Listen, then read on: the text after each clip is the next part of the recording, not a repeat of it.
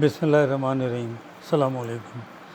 آج میں کوشش کروں گا تبلیغی جماعت سے متعلق بات کروں اور پھر اس کو طارق جمیل صاحب سے اس کو جوڑا جائے۔ تبلیغی جماعت کیا ہے اور اس کا بنیادی مقصد کیا ہے؟ تبلیغی جماعت کا واحد مقصد اللہ کے کلام کو اور نبی صلی اللہ علیہ وسلم کے طریقوں کو عام کرنا اور لوگوں کو آگاہی دینا ہے۔ اس کا قطعاً مقصد یہ نہیں ہے کہ تبلیغی جماعت والے گناہ گار نہیں ہیں یا تبلیغی جماعت والے کسی قسم کی بھی برائی سے مبرہ ہیں۔ انسان ہے، انسان میں ہر ایک چیز ہوتی ہے۔ تبلیغی جماعت 1926 میں مارز وجود میں آئی تھی۔ مولانا الیاس پالن پوری مرحوم اس کے بانی ہیں۔ یہ وہ دور تھا جو مولانا اشرف علی تھانوی رحمۃ اللہ علیہ کا دور تھا۔ اس زمانے میں دونوں میں مذاکرہ بھی ہوا تھا اور پھر یہ جماعت مارز وجود میں آئی تھی۔ مولانا اشرف علی تھانوی مرحوم اس کا حصہ نہیں تھے۔ شروع میں بھی اس جماعت کو میوات بھارت میں ایک جگہ ہے، وہاں پر یہ جماعت بنی۔ شروع میں بہت مشکلات آئیں، مشکلات تو خیر اب بھی آتی ہیں، لیکن یہ ایک واحد این جی او ہے۔ یہ سیلف فائنینسنگ میں ہے اور کسی قسم کا چندہ شروع سے نہ لیا جاتا ہے نہ لیا جائے گا۔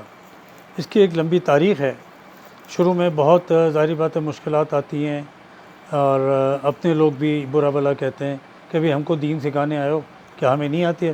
ہمیں نہیں پتہ اذان ہو گئی، ہمیں نہیں پتہ اچھے برے کا کیا ہوتا ہے، ہمیں نہیں پتہ ہم نے قبر میں جانا ہے۔ لیکن پھر بھی انہوں نے اللہ کے پیغام کو عام کیا، نبی کے طریقوں کو عام کیا۔ میرا تھوڑا سا وقت تبلیغی جماعت میں گزرا ہے اور اتفاق کی بات ہے، جو خواص کی بات ہو رہی تھی، میں تو خواص میں سے نہیں ہوں، لیکن مجھے ایک بہت بڑے الیکٹرانک کے ڈیلر ہیں، میں نام نہیں لوں گا، مناسب نہیں ہے، انہوں نے مجھے اس میں جوڑا تھا اور ماشاءاللہ انہوں نے تو بہت وقت لگایا، بیرون بھی لگایا، اور اس میں کسی قسم کی غیبت نہیں کی جاتی، کسی پہ تہمت نہیں لگائی جاتی۔ اس میں 5-6 بنیادی چیزیں ہوتی ہیں۔ اس میں کلمہ ہے، اس میں ایمان ہے، اس میں ذکر و اذکار ہے، اس میں دعوت و تبلیغ ہے، اس میں اکرام مسلم ہے۔ مطلب ان 5-6 باتوں میں آپ اس کو 6 نمبر بھی وہ لوگ کہتے ہیں، اس کو جوڑ لیں تو یہ تبلیغی جماعت بن جاتی ہے۔ تبلیغی جماعت میں کوئی ایسی انہونی چیز نہیں ہے۔ نبی پاک صلی اللہ علیہ وسلم کے دور میں بھی دعوت و تبلیغ کا کام بہت زور و شور سے ہوتا تھا۔ اب آپ لوگ یہ نہ سمجھیں کہ اس زمانے میں مسلمان نہیں تھے تو اس لیے ہوا، مسلمانوں کے ساتھ بھی دعوت و تبلیغ کا کام روزمرہ کی بنیاد پہ ہوتا ہے۔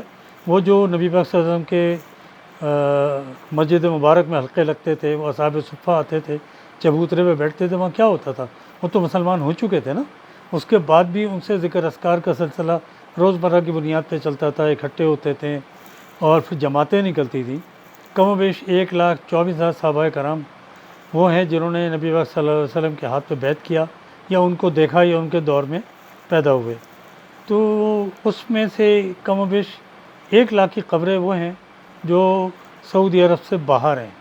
اس کا مطلب بہت عام فہم ہے کہ وہ دعوت کے لیے نکلے، وہ تبلیغ کے لیے نکلے اور جہاں ضرورت پڑی وہاں جہاد میں بھی حصہ لیا۔ تو ہمیں تاریخ سے لے کے ہی سبق سیکھنا چاہیے۔ اس چیز کی بڑی شدت سے کمی محسوس ہو رہی تھی۔ ہمارا عام آدمی حقیقت نماز نہیں جانتا، اور میں اندرون سندھ جماعت کے ساتھ گیا ہوں، وہاں یقین جانے بہت دکھ ہوا، لوگوں کو کلمہ نہیں آتا۔ تو یہ چیزیں کس کی ذمہ داری ہے؟ میری نہیں ہے۔ اگر مجھے کلمہ آتا ہے تو میں اپنے بچوں کو سکھاؤں، اپنے ارد گرد کے لوگوں کو سکھاؤں۔ اسی طرح یہ میرا اور آپ کا فریضہ ہے۔ تبلیغی جماعت میں جتنا کام ہوا، اور سب سے بڑی خوبی یہ ہے کہ تبلیغی جماعت میں جب آپ جڑتے ہیں تو اس میں وہاں اعتماد ملتا ہے، اللہ سے آگاہی ملتی ہے اور اللہ کے نبی صلی اللہ علیہ وسلم کے طریقوں سے ملنے کا ہمیں آگاہی ہوتی ہے۔ یہ ایک ریفریشر کورس ہوتا ہے۔ وہاں تعلیم کے حلقے رکھتے ہیں۔ جب سیروزہ میں ہم جاتے ہیں تو وہ اگر سمجھیں 15 آدمیوں کی جماعت ہے، 5-5 کے 3 حلقے لگا دیتے ہیں، تجوید کے حلقے کہلاتے ہیں وہ، اور اس میں ہر آدمی 10 صورتیں سناتا ہے، علم تری کیف سے لے کے آگے تک۔ تو ان صورتوں میں جب کوئی غلطی ہوتی ہے تو ان 5 جو آدمی بیٹھے ہوتے ہیں ان میں بھی ایک امیر بنا دیا جاتا ہے۔ تو اس انداز سے ڈسارٹ نہیں کرتا، وہ کسی کو یہ نہیں کہتا کہ آپ غلط پڑھ رہے ہیں۔ وہ یہ کہتا ہے کہ دیکھیں میں صحیح پڑھ رہا ہوں، میری کوئی کمی گوشی ہے تو بتائیں۔ جو غلط پڑھ رہا ہوتا ہے وہ فطری طور پہ اپنے آپ کو درست کر لیتا ہے، اور اس میں بہتری آتی ہے، کیونکہ نماز میں ہمیں یہ صورتیں بھی یاد نہیں ہوں گی تو ہمارا حال باقی کیا ہوگا؟ پھر وہاں پہ نماز کے مسائل اور نماز کے فضائل بتائے جاتے ہیں، بڑی طویل گفتگو ہے یہ، اور وضو کے مسائل، وضو کے فضائل۔ وضو صرف ہاتھ منہ دھونے کا، صرف غسل کا نام نہیں ہے، غسل کے بھی طریقے ہوتے ہیں۔ تو ہمیں تو پتہ نہیں ہے، تبلیغی جماعت کا مہربانی ہے، اور ان جیسے بہت سارے جو این جی اوز ہیں یا ادارے ہیں جیسے دعوت اسلامی ہیں، یہ لوگ دین سے آگاہی دے رہے ہیں۔ ہر ایک کا اپنا نظریہ ہے۔ تبلیغی جماعت کی سب سے بڑی خوبی ہے کہ کبھی داڑھی رکھنے کو نہیں کہتے، کبھی یہ ٹی وی دیکھنے کو منع نہیں کرتے، کبھی یہ اس طرح کی چیزیں نہیں کہتے۔ اپنے آپ جب آپ ان سے جڑتے ہیں اور دن میں ذکر آتا رہتا ہے اللہ تبارک و تعالیٰ کا، اس کے پاک نبی صلی اللہ علیہ وسلم کا، تو اپنے آپ دل کے اندر اللہ ہدایت دیتا ہے۔ آپ یہ دیکھیں، جو سیلف فائنینسنگ کا میں نے ذکر کیا، جب تبلیغی جماعت نکلتی ہے تو اس میں برکت کے پیسے جمع ہوتے ہیں۔ اس میں اگر کوئی امیر ہے، وہ فرض کر لیں جو ٹریولنگ کا خرچہ ہے یا کھانے پینے کا خرچہ ہے، جو امیر ہے وہ اگر پیسے والا امیر ہے اس میں گروپ میں، تو وہ بے شک زیادہ بھی دیتا ہے، نہیں تو جو نچلا ہے، اگر ایک ریڑھی والا بھی آ گیا، وہ 10-20 روپے بھی ڈال دے گا، تو اس کے لیے یہ نہیں ہے کہ آپ نے برکت میں پیسے نہیں دیے، یا اس کے بیہاف پہ کوئی دے دے گا تو بھی کوئی حرج نہیں ہے۔ اللہ کے پیغام کو پھیلانا مقصد ہوتا ہے۔ میں جنید جمشید شہید کے ساتھ جڑا ہوں، اور ان کے اندرون سندھ جو کام دیکھے میں نے فلاحی، اور وہ تبلیغی جماعت کے ہی تھے نا۔ وہ دیکھیں، طارق جمیل صاحب اپنے کاموں کو آشکار نہیں کرتے۔ جنید جمشید شہید نے بھی مجھے منع کر دیا تھا کہ میں ان کاموں کو آشکار نہ کروں۔ کام کیا تھے؟ 3500 اندرون سندھ 3500 بچوں کی اس نے تینوں ٹائم کے کھانوں کی ذمہ داری لی ہوئی تھی، رہائش کی ذمہ داری لی ہوئی تھی، تعلیم کی ذمہ داری لی ہوئی تھی۔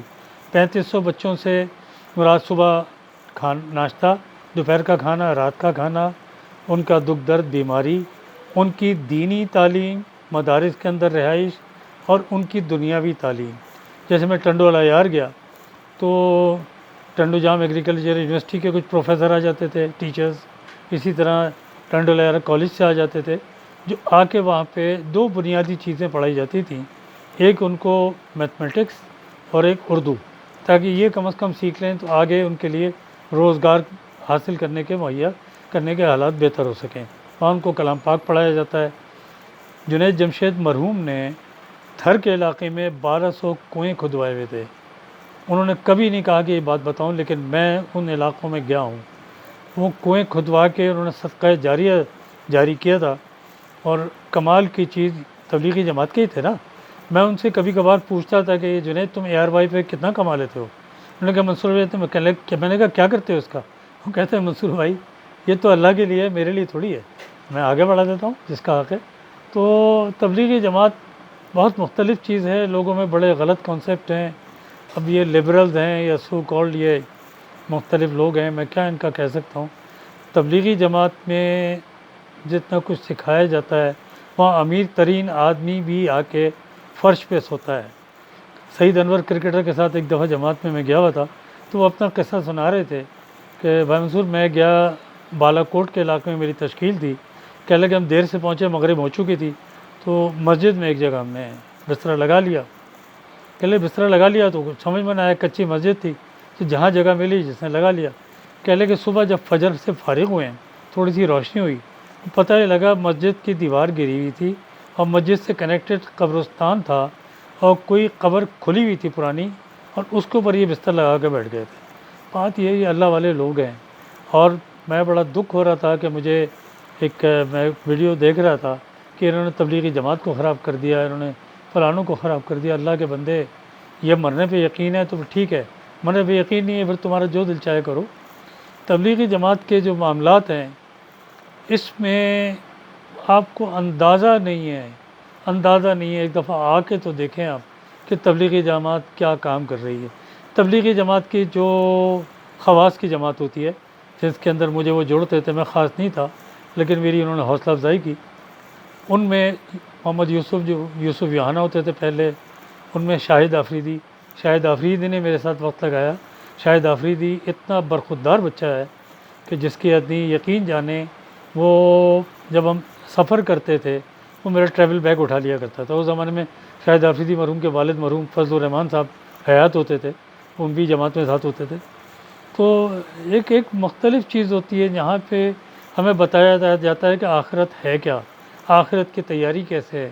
ہمیں کوئی مولوی بنانے کی رغبت نہیں دی جاتی، ہمیں کوئی ملا بننے کی جس لحاظ سے سمجھا جاتا ہے وہ نہیں دی جاتی. ہمیں اجازت نہیں ہے کسی بھی فرقے کے متعلق بات کریں، سختی سے ممانعت ہے. ہمیں کوئی تنگ کرتا ہے، ہمیں جواب دینے کی اجازت نہیں ہے. تبلیغی جماعت جب گشت پہ نکلتی ہے، ہم بھی نکلتے تھے جب جاتے تھے ساتھ، تو وہاں کہہ دیا جاتا ہے کہ آپ ایک تو اللہ سے مانگ کے نکلیں، آپ کی زبان میں تاثیر ہو، اور نگاہ کو نیچی کر کے نکلیں تاکہ آپ چلیں تو کسی بھی ایسی چیز پہ آپ کی نظر نہ پڑے جو آپ کی بدنگاہی بنے اور آپ کو گناہ ملے. طارق جمیل صاحب کا میں بتا رہا تھا، طارق جمیل صاحب کا جو انداز بیان ہے وہ ان چند علماء میں سے ہے کہ جو بہت زیادہ با اثر ہیں اور جن کی بات میں ہر انسان سمجھتا ہے یہ میرے سے بات کر رہے ہیں. ان کا انداز گفتگو یہی ہے. ہر انسان اپنی کمزوری تلاش کر رہا ہوتا ہے. کیوں طارق جمیل صاحب کہیں بیان کرتے ہیں اور لوگ پھوٹ پھوٹ کر روتے ہیں؟ اس لیے کہ ان کے اندر کا احساس جاگ رہا ہوتا ہے نا. وہ لوگ جو مستقل اس احساس کو جگائے رکھتے ہیں وہ اللہ کی راہ میں نکل پڑتے ہیں. ضروری نہیں ہے کہ تبلیغی جماعت میں جائیں، لیکن اللہ والے بن جائیں. دیکھیں تبلیغی جماعت میں بڑا شدید اس میں اللہ کی طرف سے حکم ہے. تبلیغی جماعت کا کیا کہ نماز سے کوتاہی نہ کریں. حدیث مبارک ہے صلی اللہ علیہ وسلم کہ تم نماز پڑھتے ہو، تمہارے آگے پیچھے دائیں بائیں جو 40 مکانات ہیں، اگر وہ نمازی نہیں ہیں تو اس کی ذمہ داری تم پر ہے. آپ بتائیے میں کتنوں کو نماز پڑھا پا رہا ہوں؟ اللہ میرے اعمال درست فرمائے. اللہ میاں مجھے آخرت کی تیاری کرنے کی توفیق عطا فرمائے. اب تو عمر بھی اتنی ہو گئی ہے کہ تیاری اب اور کیا کرے گا انسان، لیکن ہر وقت کرتے رہنی چاہیے. تو طارق جمیل صاحب کی بات کر رہا تھا، اتنے حلیم الطبع.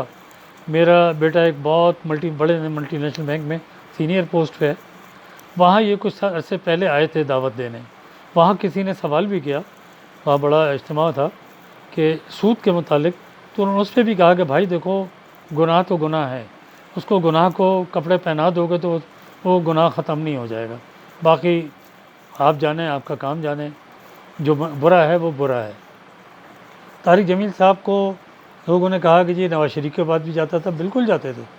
اللہ کے پیغام لے کے کس کے پاس نہیں جائیں گے؟ کیا صحابہ کرام بڑے بڑے رومن اور دوسرے جو امپائرس کے شہنشاہ اور اس وقت بادشاہ ہوتے تھے، جو بھی خلیفہ ہوتے تھے، ان کے درباروں میں نہیں جاتے تھے؟ شہادتیں نہیں جامع نوش کی؟ نہیں انہوں نے وہاں مارے کھائیں؟ نہیں اپنے آپ کو انہوں نے جان جوکھوں میں ڈالی؟ کون ہے جو نہیں جاتا؟ خواص کی جماعت میں یہ ہوتا ہے کہ اگر آپ کلیکٹر کسٹم کے پاس جانا ہے، آپ نے کسی بڑے انڈسٹریز کے پاس جانا ہے، تو اوبویسلی جو جماعت کا سینئر ہوتا ہے وہ بڑا اثر ہوتا ہے. میں چھوٹا سا ایک یہاں پہ قصہ سنا کے بات کو ختم کروں گا. ڈیفینس کراچی میں ایک مسجد ہوتی ہے، مسجد بیت السلام. یہ آج سے آپ کو واقعہ سنا رہا ہوں، 8 9 10 سال پرانا ہے تقریباً. وہاں پر بچے کرکٹ کھیل رہے تھے، جماعت آئی ہوئی تھی. یہ رمضان شریف کی بات ہے، اور جماعت گشت پہ نکلی تھی تراویح کے بعد. بچوں سے انہوں نے بات کی. ڈیفینس کے بچے تھے، بچے برگر. تو بچوں سے بات کی تو بچوں نے الٹا جو جماعت کے امیر تھے. اچھا اس میں ایک طریقہ یہ ہوتا ہے کہ صرف جماعت کا امیر بات کرتا ہے، ایک پہلے طے ہو جاتا ہے کہ مکلم کون ہوگا، کلام کون کرے گا، تو وہی بات کرتا ہے. تو جو انہوں نے جماعت کے امیر نے بات کی، انہوں نے کہا کہ آپ اتنی باتیں کرتے ہیں اور ڈرامے کرتے ہیں آپ لوگ کہ شاہد افریدی اور سعید انور، یہ آپ لوگ اپنا منجن بیچتے ہیں، ہمارے ساتھ ان کو کھلائیں تو بات بنے. تو جماعت کے امیر نے مسکرا کے کہا بیٹا دیکھو پوری کوشش کروں گا، وعدہ نہیں ہے، آپ میں سے کوئی ایک اپنا نمبر دے دو، میں تمہیں اطلاع دے دوں گا. تو ان میں سے ایک بچے نے اپنا موبائل نمبر دے دیا تھا. وہ جماعت چلی گئی اور انہوں نے پھر رابطہ کیا سعید انور شاہد افریدی سے. ان دونوں نے کہا کہ جی ہم آنے کو تیار ہیں. انہوں نے پھر ان بچوں میں سے جو بھی جس کا نمبر لے گئے تھے ان کو کال کر دی کہ جی وہ دونوں آ رہے ہیں اور آپ میچ کی تیاری کریں. ان بچوں نے پھر یہ ڈیفینس اسٹیڈیم ہے وہاں بک کرایا. وہ باقاعدہ ظاہر بات ہے پیسے والے بچے تھے. اور جب یہ لوگ پہنچے تو سعید انور اور شاہد افریدی، ان بچوں کے تو خوشی کا حال دیکھنے کا تھا. تو سعید انور نے کہا یار بعد میں کریں گے، پہلے ہم میچ کھیلیں گے. 2 ٹیمیں بن گئیں، ایک میں شاہد افریدی ہو گئے، ایک میں سعید انور ہو گئے. انہوں نے میچ کھیلتے رہے. تو سعید انور نے کہا کہ ٹھیک ہے آپ میچ چلائیں، ہم بات کریں گے سحری کے بعد. تو انہوں نے کہا نہیں جی میچ اب ختم کریں، ہم نے آپ کی بات سننی ہے. آپ یہ دیکھیں اس وقت 22 یا 20 بچے تو وہ تھے جو کھیل رہے تھے، ان کے دوست وغیرہ بھی آئے ہوئے تھے 40 50. وہ بات سننی تھی. آج ان 40 بچوں میں سے 35 ایسے ہیں جنہوں نے 4 مہینے لگائے ہوئے ہیں، سب امیر بچے ہیں، سب مشہور و معروف تاجروں صنعت کاروں کے بچے ہیں، اور ان میں سے 20 ایسے ہیں جو مسجد بیت السلام کا اللہ کی رضا کے لیے انتظام سنبھالتے ہیں۔